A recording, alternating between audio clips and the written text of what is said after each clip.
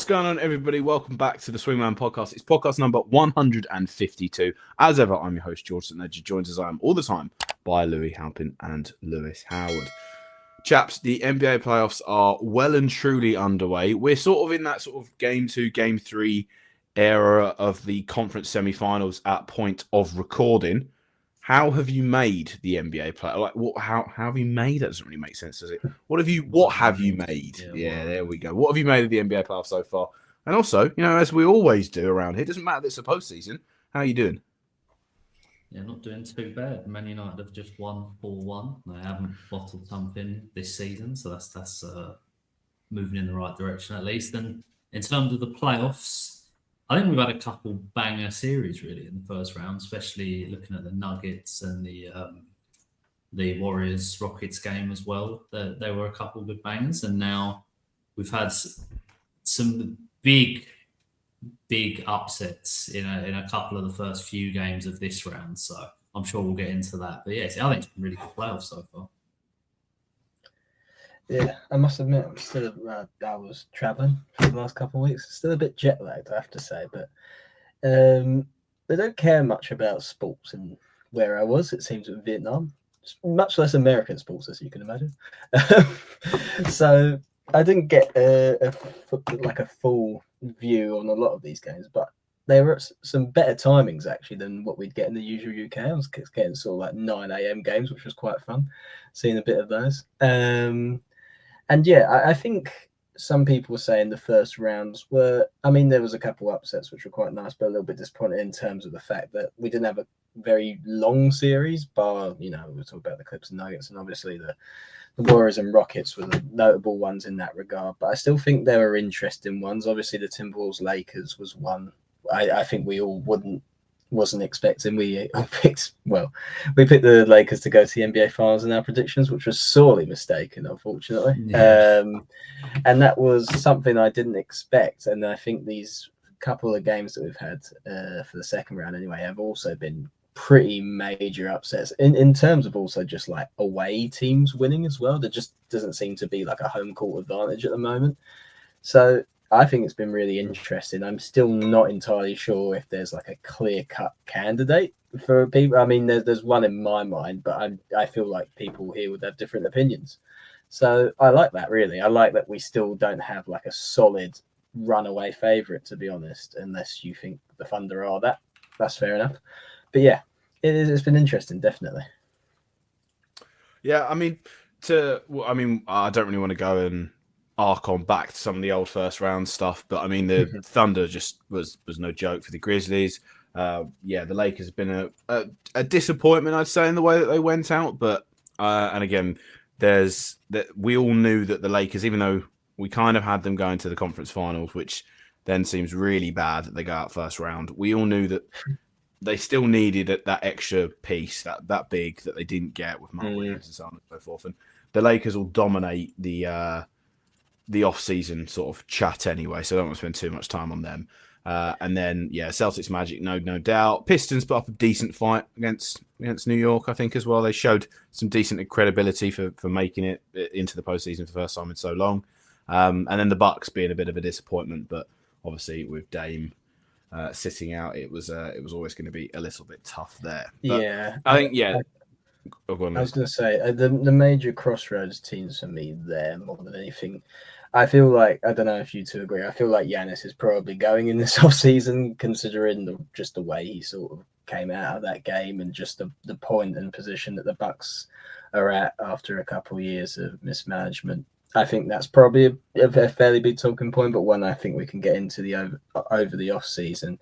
And I do think there is probably, maybe related to that is the Rockets probably need to have a look at some of that. They've had a good season, don't get me wrong, and I think there's a lot of positives they can take, but I think there's also some ways in which they can improve, shall we say. But yeah. I agree. But I think ultimately, in the 4 conference semi-finals that we've currently got going on, the one I want to speak about the most is Cavs Pacers. Now, for as much as we got wrong in some of the other series so far, and I will say, again, our predictions in general haven't actually been that bad, apart from the Lakers, right? And one of the ones I was quite passionate about was the Cleveland Cavaliers being huge time frauds and not actually nowhere near the level of respect and credibility that they've been given. And albeit they are without Evan Mobley, Darius Garland, and somewhat DeAndre Hunter, the Cavs just, I don't know what it is. You can't lose. This Pacers team are going to have done it now in back-to-back playoffs where people do just disregard them. Because I'm happily to admit, even against the Bucks, I thought the Bucks would give them. Probably in the heart of hearts, I thought the Bucks would go up against the Pacers and probably beat them in an extended series. Did we pick the Bucks? I think we might. We might have picked the Bucks if I'm being. We did. That's what I mean. Yeah. So is this like there has to be a point now where again, and I think at 2-0 down or 2-0 down in this series here, game 3 is crucial. Obviously back at Indiana as well. If they get that game done, they're 100% through realistically, right? Mm-hmm. Do we then? Are we going to get to a point where, come the conference finals, we're going to go, it's just Indiana, don't really worry about it again? Or do we now get to a stage where we go, yeah, you know what, Halliburton, he's on like a mission to prove at the minute with that whole overrated stuff that he's had throughout the course and towards the end of the season. They've obviously got Pascal Siakam, who knows what it takes to do all of this sort of stuff. And just the pace, and ironically, the pace in which they play at is very similar to old Miami team, or like old Miami teams where they just sort of crush you down. They don't give you a second to breathe on the ball. Are these Pacers legit, or has this just been a Cavs being a sort of, they've kind of ridden their luck with a bad Bucks team and then the Cavs kind of punch them in the mouth, is what I'm saying? I think it's a myriad of things, really. Obviously, you've first got to look to some of the injuries the Cavs have had in these 2 games, especially the second game. You know, they are some massive misses, really, that fundamentally affects how they play.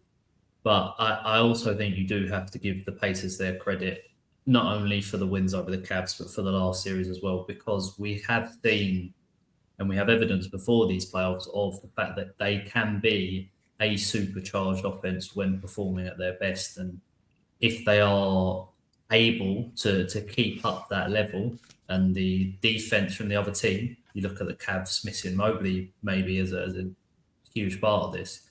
If the defense isn't holding up from the Cavs, then they have to try and match the scoring and potentially the pace of the Pacers. And if they can't do that, and they've been swallowed up, but they are going to lose games, which is what has happened. And I think you have to give Halliburton huge credit for he's been in the news quite a bit, especially because of that overrated poll by his peers, which I think is a bit more. I think players feel a bit more differently about that than when it's just the media saying it about them. So for him to have basically 2 game winners on this run, I think is massive for him and his confidence. I think, I would agree. It's a mix of both things, right? The injuries can't be really, I guess, talked about enough of it, particularly Garland, because it's just a 3-point shooting, and now Ty Jerome's having to move into more minutes. It's just messing with the whole funk in that regard. But they are very good. And I think last year, they got swept by the Celtics in the Eastern Conference Finals, but the way that Boston fans talk about it, and if you watch those games, they were all quite close. It was probably the closest sweep you're ever going to get, to be honest, because they were in those games and there was some sort of mismanagement of different things, and Boston were just a better team than them, to be honest. They had the higher quality. I just find with the Halliburton thing, I just find him a little bit frustrating sometimes, because I think he is able to do more than he always shows. I think in the regular season that was definitely the case. I think towards the end of last regular season as well, he slowed down, and then in the playoffs he'd have some big games and then he'd have some low games where he just doesn't shoot that much. But when he's in sort of like the mode, he can kind of go past anyone, particularly on this Cavs team. They don't have anyone that can defend him. Those 2 guards aren't defending anyone. So, yeah, I'm happy to see him, proving a couple people wrong. I just hope he sort of maintains this motivation and everything like that. Yeah. But if you actually looked at their regular season records, I think the last 30 or so games, the Cavs and the Pacers actually had quite similar records. It was kind of, obviously the first part of the regular season is important as well, but as we were coming into the playoffs, both were in similar levels of form. It was probably more of an even matchup than we thought. I just think the early season paces may have left a bad taste in their mouth. But yeah, they're definitely for real. And then whoever they come up against in the next series, which, you know, either one of those would be quite interesting. You would say they've got a puncher's chance against either, I think, considering the way that both of those teams have played. Yeah, I think maybe the term people use sometimes for Halliburton's risk averse. Like sometimes you want him to do more, sometimes maybe try more things than he does. As you say, sometimes he doesn't take as many shots as people want.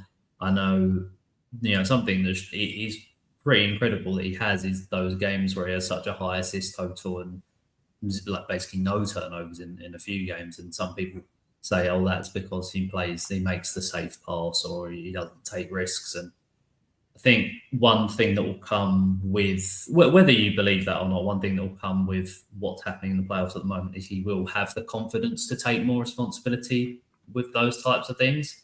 And that can only be a benefit to the team. Yeah, I will really, really struggle to see a way in which I think in game 3 here you kind of have to see Darius Garland because I don't think it's a pressing injury. I almost feel like they took a little bit step back and said, yeah, we'll win game 2 even without him, and then obviously the events that transpired as well. So I think I'd be very surprised to not see him suit up in game 3. And I think if I was to check the odds, I haven't seen it. I'd imagine the Cavs are favourites in that, even in Indiana's own building. So I think you are going to need one huge game from Tyrese Halliburton. He can't keep getting sort of that 15-point mark for them because I don't think he's had a huge point scoring game yet. He's had big time shots, but I think that's where they're going to need to lean on him a little bit more in terms of scoring, because for us, even as well as Miles Turner's played in this series as well, they're just going to need a little bit extra. You do forget about Miles Turner, didn't you? Until the playoffs roll around and he comes out. But the thing is as well, he played well in game 1 and 2 as well. Like that's his big criticism normally as well, is for the size that he is, and for all right, he's a stretch big, but he's such a bad rebounder. It's the same thing with like Jaren Jackson Jr. For the size that they are, they're really poor on the glass for it. But he's held his own without Mobley there. He's been doing well. But I will say, I mean, I think I said earlier that the Celtics just had more quality last year, and I mean, like higher level quality they did, but they've just got the Pacers do just have a lot of good players that they can throw in there, like Nembhard, Mathurin, Neesmith's really good as well. I think he's coming into his own a little bit more as well. And you can see it's like Obi Toppin and stuff like that. They have a good team. They're definitely for real, and they can definitely, you know, that I can see a path in which they could get to the finals. But it wouldn't be my pick. Well, you're still 2 games from home court on the team that is, you know, the 1 seed in the East. You're kind of now almost expecting for it. I will say no one's going to be surprised if they don't go through, because I think the Cleveland have earned that respect for it, even though I do think that they were frauds and were going to get bounced out of this. I just thought they'd have got bounced out by the Bucks. But I think that game 3 is going to be huge. That's pretty much all we need to say. That's not great. That's not sort of shocking news if you're listening to this and you're following the NBA, which you more than likely will. I think we'll go on to the other game for a lot of these series anyway. This one in particular. So we'll switch on down to the other side in the East, Knicks and Celtics. I've watched both of these games. I didn't watch the first game of Cavs Pacers. I've watched both of the games for the Knicks Celtics, and I cannot believe that this is a 2-0 lead for New York. Same. Boston haven't been anywhere near the Celtics that we've seen in the last playoffs and last postseason. They've still been good. Kristaps Porzingis has been pretty terrible, but that's because he's dealing with some really odd and strange respiratory illness that seems to be creeping up from sort of March time. Jaylen Brown's sort of been okay, but not to the level of what you'd expect of Jaylen Brown. He's been rubbish. MVP. I'm sorry. He's not been rubbish. I wouldn't say he's been rubbish. In the Magic poor. Series, he was poor. In the 2 games against New York, I don't think he's been bad. The one that's been terrible, Jason Tatum, my goodness me. The game 1 performance, fine. He was good at the start, horrendous 4th quarter. But you're like, right, you know what? That only happens once. You know, a superstar level, franchise level player that he is doesn't let that happen again for game 2 in home court. And he had 2 points at the half. And again, like for as much as he then turned it on, you just can't do that. And this is like when you look at the examples that on the other side from Anthony Edwards, he had 1 point, I think, in the first half of their game one. And then in the second half, come out, drop like 23 or whatever it was. Yeah, and regardless of it, they didn't win, but he still stepped up to it. Tatum was just awful for it. He's far too passive in them situations where he needs to just say, look, I am the guy. I need to stop taking multitudes of threes and just get some easy buckets and drive down. Because ultimately, that's how the Knicks come back into it as well. Yeah, I mean, I think that's less of a Tatum thing with the threes than it is a team thing. I just think they are very committed to their philosophy. They're willing to play the numbers basically with the threes, and when they're not falling, obviously you saw what happened in both games, where especially in game one though, where they just the Knicks were easily managed to get back into it. I think more so what people feel with Tatum and just with the Celtics in general is when it gets to those closing moments, you want to see more. A lot of the time people think it's a lot of someone has the ball and tries something, or someone else has the ball and tries something, and you don't have the confidence in, say, for example, you look at the Nuggets and you think the Jokic Murray 2-man game, they're probably going to make the right play. You've got more faith in Brunson and what he's going to be able to get, the shots he's going to be able to get. I know he missed that potential game winner in the overtime win, but it was still a very good shot he got at the end of it, and you would have expected him to make it. I think you see the same with SGA as well. So I think it's more of a closing. It's partly to do with the philosophy of the team and the threes. You maybe hope that someone might try and get to the basket to stagger those runs. But if that's philosophy of the team, that's philosophy of the team. I think the thing that can be worked on is the closeout moments. I think people want to see more structure or ways of getting easier shots than just kind of giving it to one person at a time, or Tatum just trying to take a lot of the time these tough shots to try and make. But I think they lose that. So again, and I think this is the issue where they've had where Al Horford's played well when he's come into the lineup for it. It's no sort of spite on him especially for how old he is and for what he's being asked to do and the guarding assignments he's getting. The issue, I think, is when Porzingis isn't on the floor, they don't have that movement of being able to pass it around the horn and sort of cut and throw it across. They're very rigid in what they do. But I still don't think that takes away from the point. And I don't really care that they won it the year before in this manner. If you're up 20 and the free ball isn't falling, just go inside and take some twos and match it, because literally that's all the Knicks had to do. They just went down the other end or get free throws. Just stop the hole, because all the Knicks were doing were making twos, layups, the occasional three in there. But because they can't get a shot from three, you're just chipping away at it every single time.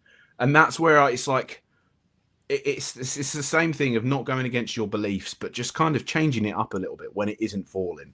Still take the threes if they're going, but just when you're up by 20 and it's in not a must-win game, but a very important game two to keep hold of your home court and ultimately realistic hopes of the series as well. Because, and again, I don't know what you two, where you're going on, if you still think that the Celtics can turn this around or if you think the Knicks are. I don't know the actual stats for it as a comparison to the 3-0 when a team is down 3-0, but I can't imagine many teams when they're 2-0 down in the playoffs. There's got to be some history on that side going. I did look at this actually. Do you know what the numbers are? 85% of teams who have gone 2-0 up as the away team have won the series. So I thought it would have been a gap, but it's lower than I thought it would have been, sort of like 5% or something like that. So it's a little bit more than that. But do you know what I mean? You can imagine the Knicks are going to get one in MSG at least. That's the thing. MSG is going to be bouncing for that now. Like, I think most people would say this is, even the most old Celtics fans would say this is probably a 7-game series now.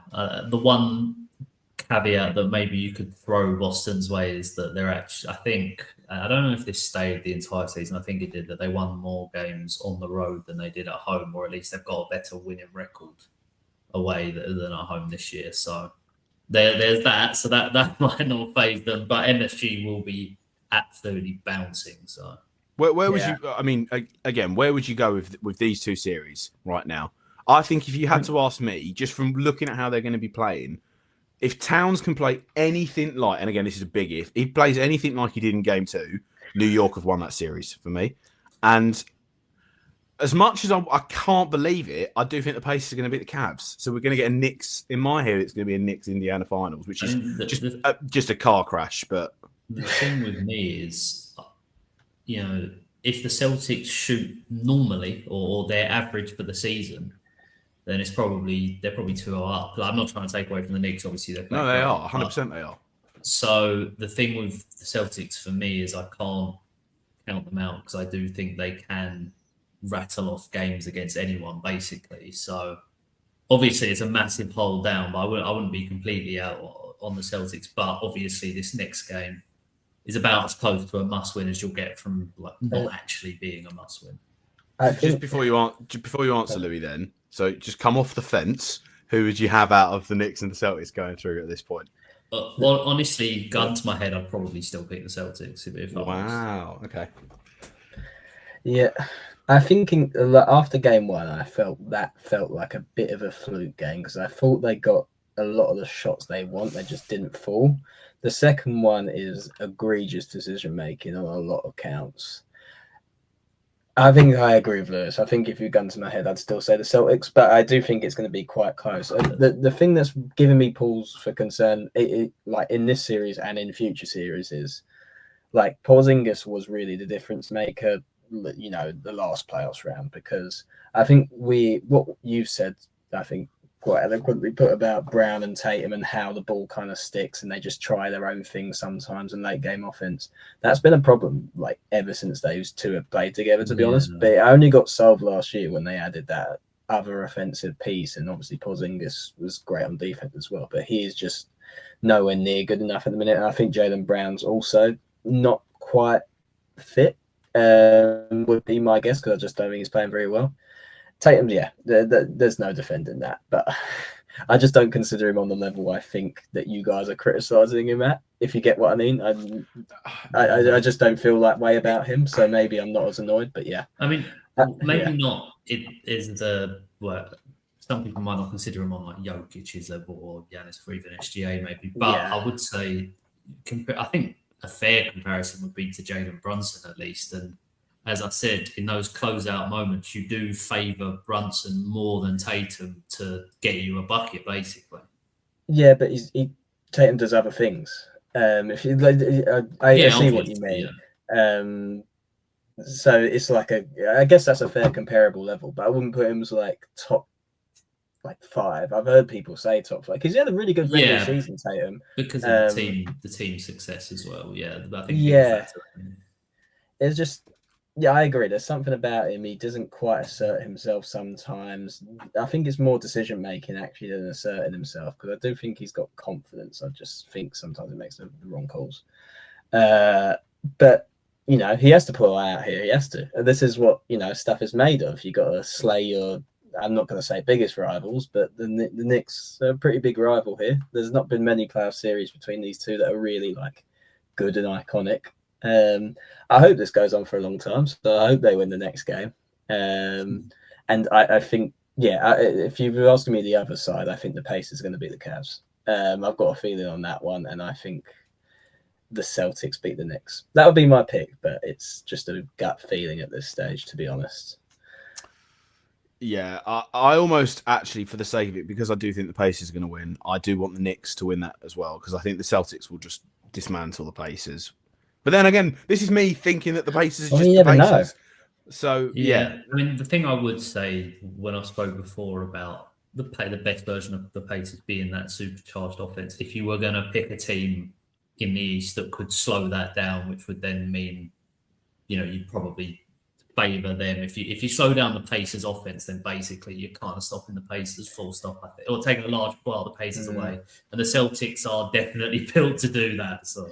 The Knicks are kind of built to slow down. They are like really a smaller, they're like a smaller version of Boston, or a slightly lesser version. Who knows? And maybe not slightly lesser after this playoff series version. That's probably that's another reason probably why these guys are struggling a little bit, because OG Anunoby and Mikal Bridges is probably two of the better guys you can throw at Jaylen Brown and Jason Tatum. But the thing is, the matchups in the regular season were just so the inverse of this. Like they absolutely battered them on every single occasion. So this has been a confusing one for me, I must say. So that's my real feeling is the Cavs are not healthy enough, and I think the Pacers will beat them because of that. My just gut feeling is the Celtics will reverse this at some stage because this feels weird. Those two games feel weird to me. It does. I tend to agree. Yeah. We'll switch over to the West. I think the Thunder Nuggets series here is obviously we've got game 2 of the Timberwolves Warriors is tonight when we're recording this. But I think the opening sentiments of the first game, I think that was a sign of a team that has not really come up against a seasoned team versus a team that has been there, done it all, and has got, I would still say, the MVP and the best player in the league in Nikola Jokic. Game 2 was an absolute sort of whitewash. It was done early on.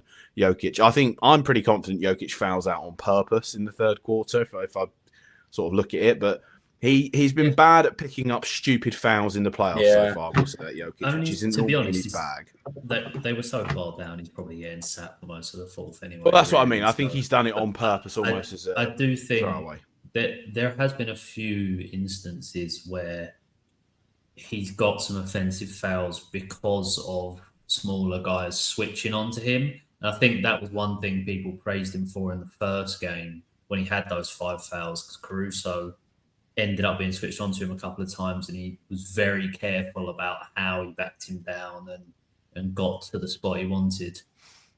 I think the Thunder, what you saw, as you say, was a team that hadn't been in those closeout moments almost the entire season. They've just been blowing teams out, and because of that, you saw, I know people have been, throwing up whether you'd foul up 3 or not, but I think the general consensus is at the very least that they should have led some more time off the clock, and that's probably down to some down to them not being in those positions. What I do like to see is how they respond to that loss, though, which was just by absolutely blowing the Nuggets out of the water. And I think Michael Porter Jr. has to be injured. Like, there's no way. Yeah, he's banged up shoulder. He's consistently done this, so maybe you look to putting Russ in the starting lineup because he's been playing well or not. I'm not sure. I know there's a statistic about the Nuggets having some success in the regular season when he was in the starting lineup against the Thunder, but obviously that's the regular season. I think it was 2 games, so we'll see how it plays out. But it is at least poised. I'm glad the Nuggets won the first game because it should be a long series now. Yeah, I'd expect for when this goes back to Denver will at least win 1 in my eyes here. I think the Thunder will make it very close. They're not going to blow them out 46 like they did or whatever it was in game 2. But I think that Denver will at least take 1 of these, and then it will go back to OKC, and we're going to get an extended series here. It'd be a split. Yeah, my only sort of concern on the Denver side of things is, again, and it's like really looking in depth to it, but some of the post-game huddles in the locker room, it's bad vibes in Denver. It is what it is, really, because I think a lot of that team knows that it's probably, even if they win the finals, I think it's going to get blown up anyway, especially with MPJ. I think they're going to look to trade him. They'll probably look to move on some other pieces. And there's just something a little bit weird with it that's going on, whereas obviously the Thunder have got really good vibes. And I know that, again, these are intangible assets that you can't really measure, but they are important, especially in this stage of the season and this stage of the postseason where you are needing that camaraderie. And I'm just not and again, I think it's on the court, it's fine. You don't really see any arguments. You don't see any moaning or sort of something like that, just because the rotation's so small in Denver anyway. But I don't know. I just think for as much as I wanted Denver to do this and I was calling the Thunder frauds, I do think they're going to have enough ultimately in this series now. I haven't seen enough from... I want to say I haven't seen enough from Jamal Murray, but then again, he was unbelievable in a couple of the games when he needed to be against the Clippers. So Jamal Murray's definitely got it in his bag. It's just, for me, it's ultimately if Chet and Jalen Williams can be those solid A1 and A2 and A3 pieces, and they were in game 2 and they wasn't in game 1. And that's ultimately where it's going to be. Shea's going to get his 35 points a night, 40 points a night. It's if that supporting cast of those two can turn up for him. I do think part of it is to do with game 1 as well. Just the fact that they got out to such a lead straight away will just settle basically the entire team. The entire team played really well for the Thunder in game 2. So I'm not 100% convinced that when it gets tight again, that they'll be able to turn it on. And I do think they have a problem with Jokic and Aaron Gordon. Got to give a shout out to Aaron Gordon because of how well he's been playing in the playoffs. I think Hartenstein and Chet do struggle with them too, and just the size and the strength of them. So it's whether they can manage that whilst also help the offense, giving SGA some help to put points on the board on the other side, which I think they're very capable of, especially because Denver's defense can be pretty bad at times, to be honest. So it's an interesting one to see where this series goes. Yeah. I mean, if you ask me now, I'm going to probably say Thunder in 6 is where I'd lean it into it, if I'm being honest. I mean, I picked the Thunder. I don't know how many games, but I'll probably go 7, to be honest. But Oh, really? I was thinking 5 or 6 for the Thunder, actually. My major concern, I think, for the Thunder going into this is I wasn't sure who the second piece is going to be when things get tight, and I don't think we still have that evidence as of yet, or sufficient sort of like our concerns can be laid to rest, to be honest, because I still don't really know about Jalen Williams. And I think in the first game, Chet kind of got manhandled a little bit. So, yeah. I just don't. Yeah, I agree with you. I don't think the Vibes and Nuggets are great. Obviously, they fired their coach like right before the season ended. Which is mad. But it was the sort of interviews where Aaron Gordon was saying, they're just sort of like fouling and stuff like that. Or maybe that is the case, but I just don't really like the look of that, to be honest. It's sort of like, it's the games they're calling. And I think then Jokic did have a couple soft offensive fouls in that first game. Definitely the one to sort of like push with Chet. I wasn't sure about that. But I think it's just a case that the Nuggets just don't have enough with this team and they do need to somehow retool it. But I just don't know how they do that. So we'll see. I think MPJ. Who wants MPJ, man? Like he's a good player. I don't know who wants MPJ. But it's in terms of they maybe don't have to get an MPJ level player back. No. Getting a couple of pieces that can fit in. I think that's their main issue, really, other than their defense, which isn't great. Obviously, MPJ is not a great defender, but they just don't have the depth, really. They've had a couple of people give them some minutes really productive minutes off the bench for the last few games. I mean, Russ has been a success overall. It's just not enough. Like, I think they 100% need a backup big. I don't think DeAndre Jordan is good enough to be playing backup center to Jokic for the Nuggets. Would be the main. No, he's not. Ultimately, I think the way that this is going to go down is that the Thunder will just have a little bit too much. But again, I want to see Denver progress through to this one. Right, we're nearly going to wrap this one up here. We have gone a little bit over where we was going to go for this half an hour mark. But the Timberwolves Warriors is an interesting one now because obviously Steph Curry left the game with a hamstring strain, and then the Warriors still got it done. Buddy Hield and Jimmy Butler just put in some sensational performances. Game 2 tonight, where we are, I think it's expected the Timberwolves will probably get this one done, just to make sure that they're not in the situation that Boston find themselves in. Do you see any hope for the Warriors if Steph is out of this series with how well they played without him in Game 1? They've shown that they can do it.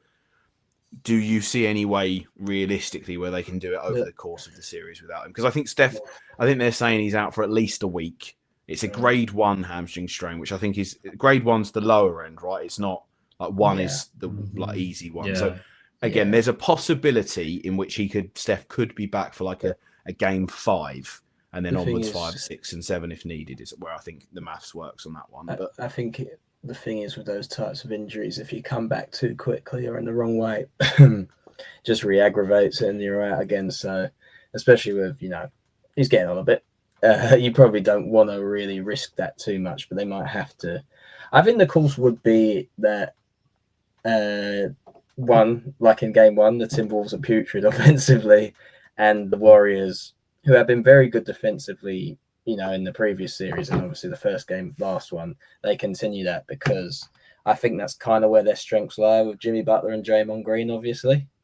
The Timberwolves, I don't know what the official stat is, but I think in the last 2 games, they've gone like 13 of 57 from 3-point. And that's going to happen with them because some of the players there, they just don't gel together very well offensively, which is kind of why they mismatched really this regular season.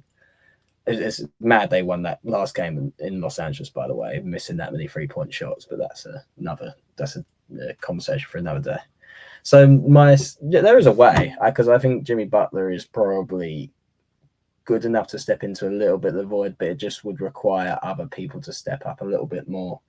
I think the Timberwolves would be very disappointed, not to overall win the series, but to win this next game, they need to. I'd be surprised if that didn't happen, but that's kind of what's happened in the other series, so we'll see. But yeah, Anthony Edwards needs to go to the basket a bit more. Is my suggestion to him. I think as well, it's the same thing with. I saw a stat that the Timberwolves in the last 2 games have the worst 3-point percentage in playoff history, or something like that.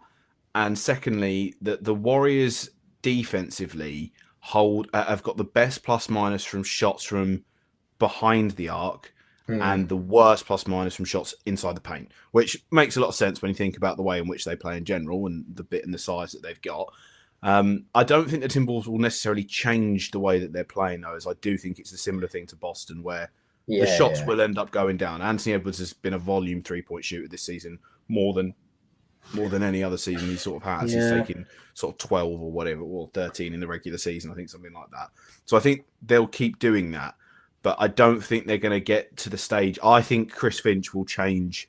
If that shot's not falling early, he will change the way in which they're playing. Rudy will come out and they will stretch the 5, and then they will either get wide open shots or that they'll focus on getting those sort of layup runs. So that's how I see it going with Minnesota tonight. So. Yeah. I think, to be honest, going back to the original question, I do think if Steph is out for the entire series, the Warriors just don't win the series. If I'm real, I don't think they can play a full series without Steph and come out the victor, purely because obviously he changes how you play so much that, I mean, who's going to fill that void? I mean, it'd have to be Buddy Hill going off for like 25 minimum every game, and I just don't think he's doing it at the minute.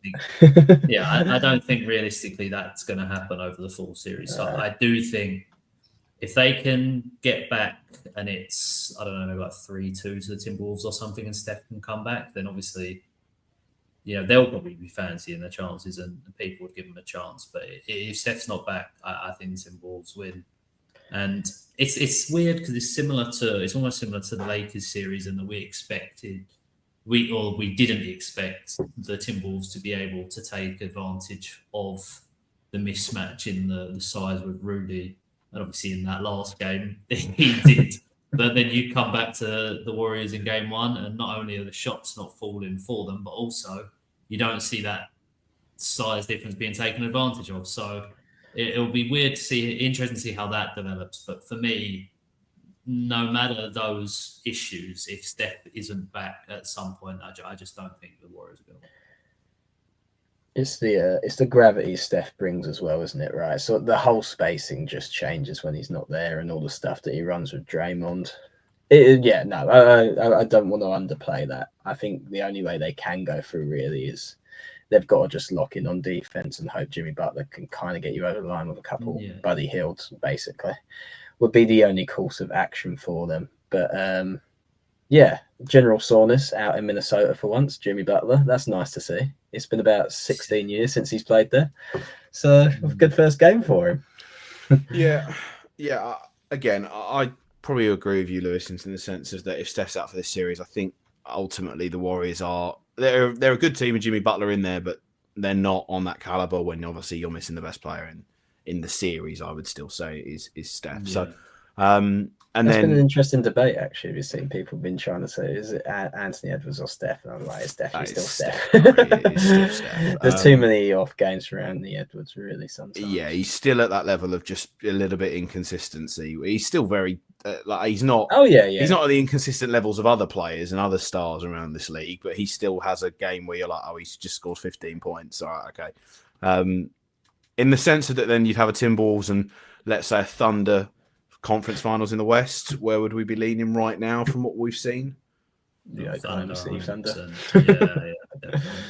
It's a bit sad because I'm also going to agree with you on the Thunder in that sense. So, yeah, size, it's though. looking that like size. Rudy Gobert out in Chet, he'd be they've got too many players. Let's be honest. But it would be an interesting series. I'd like to know what the regular season split is for that. Yeah, I think there was a couple Agreed. games where the Timberwolves done them, but yeah. Yeah, so I'm just looking at a quote right now of Nick Wright. I think it's just come out in sort of American media of Nick Wright saying that Jason Tatum is the Kobe Bryant of Paul George's. I feel like I've seen that before. I don't know if that's that new. That might be old, but That's a fine player, by the way. it is again. Do you know what I mean? I've seen that Jason Tatum has got is Paul George, but with an A+ front office. I've seen all these sort of stuff. So, Oh yeah, I saw that. yeah, classic ones that are around there. But yeah, I mean that's going to do it really from me. Unless there's anything else that either of you boys want to have a little chit chat about between now and when we probably reconvene for the conference finals. I mean, the only thing I'd say is obviously we didn't touch on the series really, but the much has been documented about the Clippers and James Harden's struggles again, and it just feels like it's a never-ending story with them really. So yeah, it was a bit of a shame, but I did want to say, just from that series, obviously Kawhi played well, but Zubac had a pretty good series, and after game one against the Thunder, people were kind of giving him his props for. Obviously, Jokic still played really well, but he at least was doing a bit more than the Thunder could do in that game one. So yeah, big up Zubac. Yeah, I think I kind of, and again, this is a bit of a weird, and this is why also the NBA, I think, is just also a year-long product in the sense of that I actually kind of really enjoy talking about, once that we've had a bit of an off break in the summer, I do enjoy talking about where teams are going to rebuild. And the Clippers are going to be a really interesting, obviously the Lakers are also going to dominate, the Bucks are going to dominate, a few of the others will have their things, but I think the Clippers are going to be a really interesting one to see what they do in terms of where this team necessarily goes. Because when you go out in the first round so many times with that starting core, even for as well as they did, because again, their win-loss total was ridiculously low in comparison to what they ended up getting. But it will be interesting to see what they do and how they sort of approach the next few years. But yes, that's going to do it from me. There's nothing else to add from either you two. No? Nope. So thank you very much for watching. Let me know in the comments down below who you think is going to get to the conference finals from the East and the West. We truly actually are. I'm very, very interested to see what people's takes are on this, because in this sense, it's a very unconventional conference semi-finals so far that we've had. So it could realistically go anyway. As ever, if this is your first time listening to us, please do drop us a subscribe, a like, and a comment. It would help us out more than you can imagine. And apart from that, we'll catch you in the next one. Thank you very much for watching.